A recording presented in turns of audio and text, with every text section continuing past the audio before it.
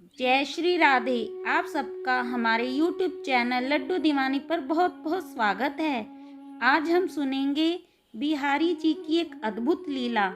बड़े लीला बिहारी हैं मेरे श्याम सुंदर, जाने कब किस पर कृपा कर दें, कब कौन सी लीला कर रहे होते हैं। यह या तो वही जानते हैं या उनके ही आश्रित अनन्य चिंतन वाले उनके ही भक्त। इसलिए भगवान कहते हैं, नाहं वसामि वैकुंठे योगिनाम हृदये न च मद्भक्ता यत्र गायन्ति यत्र तिष्ठामि नारद।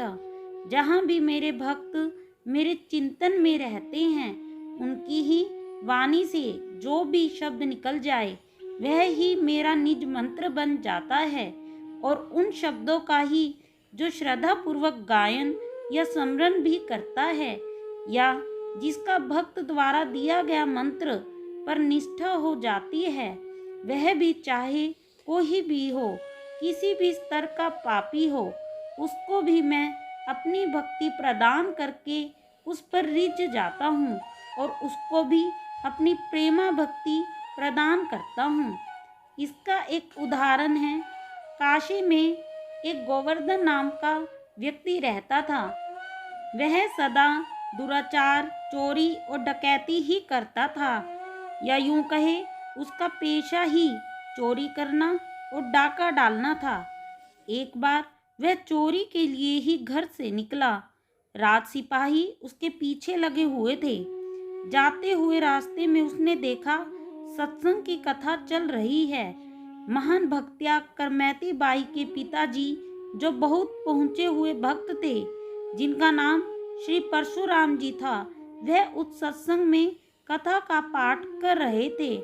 गोवर्धन, जो चोरी के इरादे से जा रहा था, उसने सोचा क्यों ना यही सत्संग में थोड़ी देर बैठकर आज कहाँ और कैसे चोरी की जाए उसकी योजना बना लेता हूँ, और यहाँ पर बैठने से सिपाहियों को शंका भी नहीं होगी। यहाँ वो आएंगे नहीं, और जब वो कहीं निकल जाएंगे तब तक मैं भी योजना बना लूँगा। यही सोचकर वह भी सत्संग में बैठ गया। यहाँ सत्संग में कथावाचक श्री परशुराम जी विराजमान थे।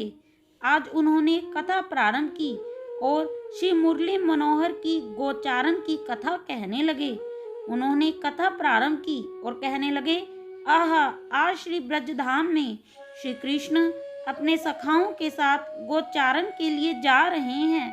आज यशोदा मैया ने उनका अद्भुत श्रृंगार किया है।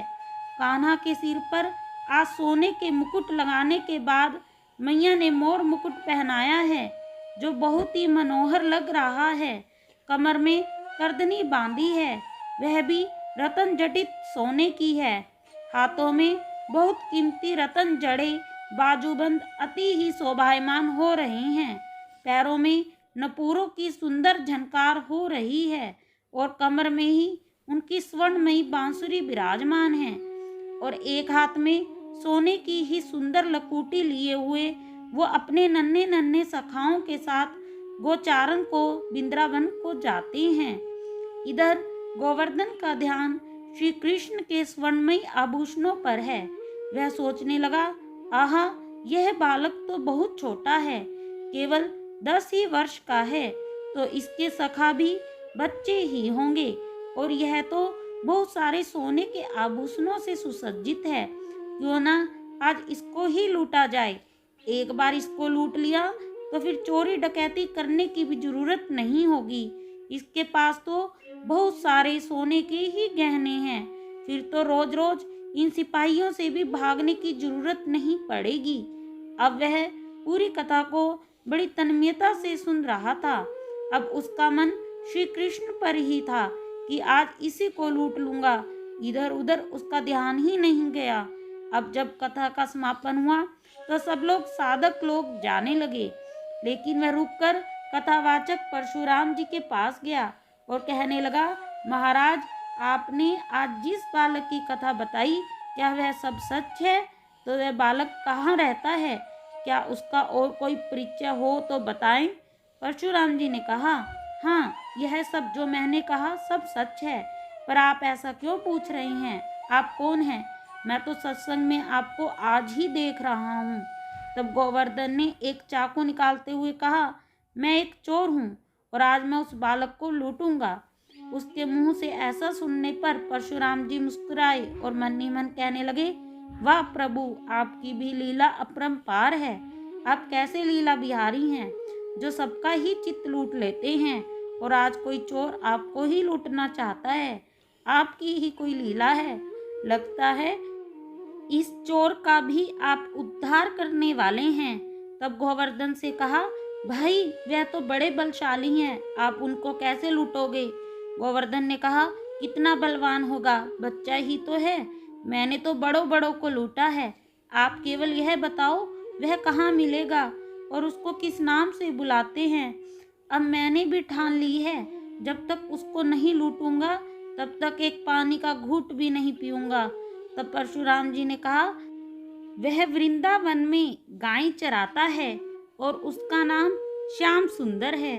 बस गोवर्धन ने कहीं उसका नाम न भूल जाऊं, इसलिए वृंदावन श्याम सुंदर, वृंदावन श्याम सुंदर जपते हुए जाने लगा। देखिए, जिस पर प्रभु कृपा करना चाहते हैं उसका वह ही नाम जप और गुरु मंत्र बन जाता है। वह वृंदावन श्याम सुंदर जपते हुए जाने लगा।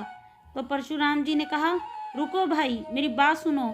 बहुत बलशाली है वह, उसको तुम जीत कर नहीं लूट पाओगे, लेकिन वह बहुत भोले और लीला बिहारी भी हैं। जरा से प्यार से ही प्रसन्न हो जाते हैं। इसलिए आप एक काम करो, मैंने भगवान को यह माखन मिश्री का भोग लगाया है। उस बालक को यह माखन मिश्री बहुत अच्छी लगती है। तुम इसे भी अपने साथ ले जाओ। अगर बल से नहीं जीत पाए तो यह माखन मिश्री के लालच में उसे बहलाकर लूट लेना। वह खुश हो गया और माखन मिश्री रखकर वृंदावन श्याम सुंदर कहते कहते चला गया। अब वह पहुंच गया ब्रज की गलियों में और ब्रजवासियों से पूछने लगा, यहाँ कोई श्याम सुंदर नाम का बालक रहता है जो वृंदावन में गाय चराने जाता है? क्या आप लोग मुझे उसका पता बता देंगे? लोग मुस्कुराने लगे और सोचने लगे, यह पागल कहाँ से आ गया जो श्री कृष्ण के द्वापर की लीला की बात इस कलयुग में पूछ रहा है और उनसे मिलने को बड़ा बेचैन हो रहा है। लोगों ने बता दिया वृंदावन का रास्ता और श्याम सुंदर का हुलिया। अब तो वह सदा उनके ही रूप का स्मरण और वृंदावन श्याम सुंदर का जप करते हुए उनकी खोज में वृंदावन का हर कोना ढूंढने लगा। घूमते घूमते बहुत थक गया और उसे बड़ी जोर की भूख प्यास भी लगने लगी, पर उसने निश्चय किया था जब तक उसको लूट नहीं लूंगा तब तक पानी भी नहीं पीऊंगा। अब शाम भी होने लगी और भूख प्यास के कारण वह अब खड़े होने की स्थिति में भी नहीं था। वह एक पेड़ के नीचे निहाल होकर बैठ गया और बड़े आर्तभाव से पुकारने लगा, हाय श्याम सुंदर, कहाँ हो? मैं तो तुझे ढूंढते ढूंढते निहाल और परेशान हो गया। एक बार तो दिख जाता तो मेरा काम बन जाता। अब वह भूख प्यास से आंख भी नहीं खोल पा रहा था। तभी लीला बिहारी ने अपनी लीला शुरू कर दी। पास में ही दिव्य गाय और ग्वाल बालों के बीच में कन्हैया, वही श्रृंगार किए हुए जिसका वह चिंतन और स्मरण कर रहा था, दिखाई दिए। उसने अपनी आंखें खोली और बहुत प्रसन्न हो गया और सोचने लगा, ये तो बहुत छोटे छोटे बालक हैं, इनको तो ऐसे ही लूट लूंगा। और कृष्ण की तरफ देखकर कहने लगा, अरे बालक, इधर तो आओ जरा। प्रभु मुस्कुराए और उसके पास गए और उससे पूछने लगे, अरे भाई, तुम तो बहुत थके हुए हो, बताओ क्या नाम है तुम्हारा और मुझे क्यों बुला रहे हो? उसने कहा, मेरा नाम गोवर्धन है। तो प्रभु मुस्कुराए और कहने लगे, मुझे भी लोग गोवर्धन धारी कहते हैं, तुम मुझे क्यों ढूंढ रहे हो? फिर कृष्ण ने पूछा। उसने कहा, मैं चोर हूँ। कृष्ण मुस्कुराए और कहने लगे, मैं भी तो माखन चोर हूँ। तब वह बोला, ऐसा है, अपने सारे सोने के गहने उतार कर मुझे दे दो और चुपचाप बालकों के साथ खेलने जाओ।